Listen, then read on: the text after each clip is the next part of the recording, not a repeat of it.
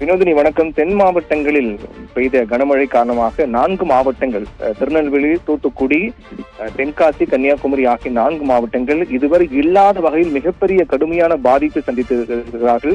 குறிப்பாக இதன் காரணமாக ரயில் உள்ளிட்ட பேருந்து போக்குவரத்து உள்ளிட்ட அனைத்து போக்குவரத்துகளும் முற்றிலுமாக துண்டிக்கப்பட்டிருக்கிறது. பல்வேறு இடங்களில் சாலை துண்டிக்கப்பட்டிருக்கிறது. பொதுமக்கள் இயல்பு வாழ்க்கை கடுமையாக பாதிக்கப்பட்டுள்ளது. இதுவரை இல்லாத வகையில் கிட்டத்தட்ட இந்த மழைப்பொழிவு என்பது பல ஆண்டுகள் இல்லாத வகையிலான மழைப்பொழிவாக பார்க்கப்படுகிறது.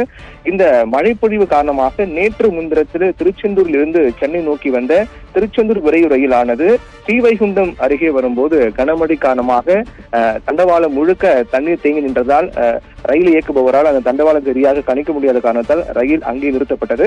அதற்கு பிறகு மழை நின்ற பிறகு தண்டவாளம் மீண்டும் சீரமைக்கப்பட்ட பிறகு ரயில் எடுக்கலாம் என்று நினைத்த போதுதான் மழை என்பது நின்ற பாட்டிலே தொடர்ச்சியாக கனமழை வெளுத்து வாங்கியது. அதன் காரணமாக அந்த பகுதி முழுக்க, அந்த ரயில் இருக்கக்கூடிய பகுதி முழுக்க தீவு போல மாறியது.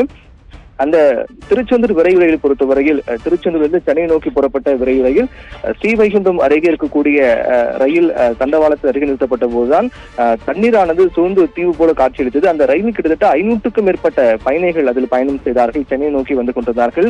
அப்போது இந்த நிலைமை மோசமடைந்ததை கவனித்த அதிகாரிகள் உடனடியாக அவர்கள் மீட்கும் நடவடிக்கையாக கிட்டத்தட்ட ஒரு 200க்கும் மேற்பட்டவர்கள் அப்போதே, அதாவது இனி ரயில் செல்லாது என்ற முடிவுக்கு அந்த உடனேயே தண்ணீர் தேக்கம் என்பது நேரம் செல்ல செல்ல அதிகமாக கொண்டே என்ற காரணத்தால் இனி அவர்களை மீட்க முடியாது என்று நினைத்து உடனடியாக அதில் இருக்கக்கூடிய 200 பேர், அங்க இருக்கக்கூடிய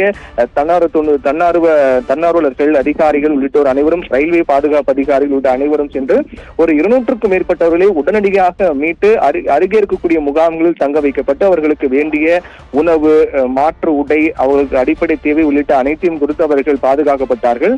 மீதம் இருக்கக்கூடிய 300க்கும் மேற்பட்டவர்கள் அதே ரயிலில் சிக்கி தவித்து வருகிறார்கள். அவர்களை மீட்பதற்கான நடவடிக்கை என்பது முதற்கட்டமாக அந்த 200 பேரை மீட்கும் போது மொத்தமாக அனைவரும் மீட்க முடியவில்லை. மிகப்பெரிய சவாலாக இருந்த காரணத்தால் 200 பேரை மட்டும்தான் மீட்க முடிந்தது. அதற்கு பிறகு மீதம் இருக்கக்கூடிய மீட்பு பணி என்பது தொய்வு ஏற்பட்டது. ஏனென்றால் நேரம் செல்ல செல்ல அந்த தண்ணீர் தேக்கம், வெள்ளம் என்பது அதிகரித்துக் கொண்டே போன காரணத்தால் அருகே செல்ல முடியாத சூழல் உருவானது. அதற்கு பிறகு ரயில் இருக்கக்கூடிய 300க்கும் மேற்பட்டவர்கள் ரயிலேயே இருக்க சொல்லி அறிவுறுத்தப்பட்டது. அதனால் அவர்கள் வெளியே வர முடியவில்லை. அவர்கள் மீட்பதற்காக மீட்பு குழுவும் தரை வழியாக செல்ல முடியாத சூழல் ஏற்பட்டது. அதற்கு பிறகு அவர்களை மீட்பதற்காக வியூகம் அமைக்கப்பட்டு மீட்கப்படுவார்கள் என்று தெரிவித்தார்கள். நேற்று முன்தினம் நடைபெற்ற இந்த சம்பவம், அப்போது முதல் அந்த 300க்கும் மேற்பட்டவர்கள் அதே ரயிலில் தான் இருக்கிறார்கள். எப்போது மீட்கப்படுவோம் என்று காத்துக் கொண்டிருக்கிறார்கள். ஒவ்வொரு நிமிடமும் அவர்களுக்கு திக் நிமிடங்கள் என்று சொல்வது போல அடுத்து என்ன நடக்கும், இந்த மழை பொழிவு அதிகமாக புரிந்தால் முழுவதுமாக இந்த ரயில் முழுகக்கூடிய சூழல் ஏற்படுமா உள்ளிட்ட பல்வேறு அச்சநிலைகளோடு ரயிலில் கிட்டத்தட்ட 300க்கும் மேற்பட்ட பயணிகள் காத்துக் கொண்டிருக்கிறார்கள். அவர்களை மீட்பதற்கான துரித நடவடிக்கையானது மேற்கொள்ளப்பட்டது. அதாவது மழை அதிகமாக இருக்கக்கூடிய காரணத்தால், தண்ணீர் தேக்கம் அதிகமாக இருக்கக்கூடிய காரணத்தால் தரைவழியாக மீட்பு குழு சென்று அவர்கள் மீட்க முடியாத சூழல் ஏற்பட்டது. அவர்கள் மீட்பதற்குள்ளாக அவர்களுக்கு வேண்டிய உணவு உள்ளிட்ட அடிப்படை தேவைகள் பூர்த்தியாக வேண்டும் என்ற காரணத்தால் ஹெலிகாப்டர் மூலமாக அவர்களுக்கு வேண்டிய உணவு பொட்டலங்கள் வழங்கப்பட்டது. அதற்கு பிறகு தற்போது மழையின் தாக்கம் சற்று குறைந்திருக்கக்கூடிய காரணத்தால் இனி நேரம் செல்ல செல்ல அந்த மழையின் தேக்கம், நீர் தேக்கம் என்பது படிப்படியாக குறைந்து வரக்கூடிய சூழல் ஏற்பட்டிருப்பதாகவும் அவர்கள் மீட்பதற்கான சாதகமான சூழல் உருவாகி இருப்பதாக தெரிவித்திருக்கிறார்கள். இதன் காரணமாக மதுரையிலிருந்து மீட்பு குழு அவர்கள் அங்கே சென்றிருக்கிறார்கள். அவர்கள் அங்கே சென்ற பிறகு இந்த மீட்பு பணி மேற்கொள்ளப்பட்ட பிறகு, மீட்பு பணி தொடங்கிய 1 மணி நேரத்தில் அவர்கள் முழுவதுமாக மீட்கப்பட்டு அருகே இருக்கக்கூடிய நிவாரண முகாம்கள் தங்க வைக்கப்படுவார்கள் என்று எதிர்பார்க்கப்படுகிறது. அதே போன்று ரயிலில் இருக்கக்கூடிய கர்ப்பிணிகள் தவித்து வரக்கூடிய தகவல் அறிந்து உடனடியாக அங்க இருக்கக்கூடிய ஒரு கர்ப்பிணி பெண்ணும் மீட்கப்பட்டு மதுரையில் இருக்கக்கூடிய அரசு மருத்துவமனை அனுமதிக்கப்பட்டு அவர்களுக்கு மருத்துவரால் கண்காணிக்கப்பட்டு வரக்கூடிய நிகழ்வும் நடந்திருக்கிறது. இப்படி ரயிலில் சிக்கி தவித்த ஒரு கர்ப்பிணி பெண் பத்திரமாக மீட்கப்பட்டு மருத்துவமனையில் அனுமதிக்கப்பட்டிருக்கிறார்.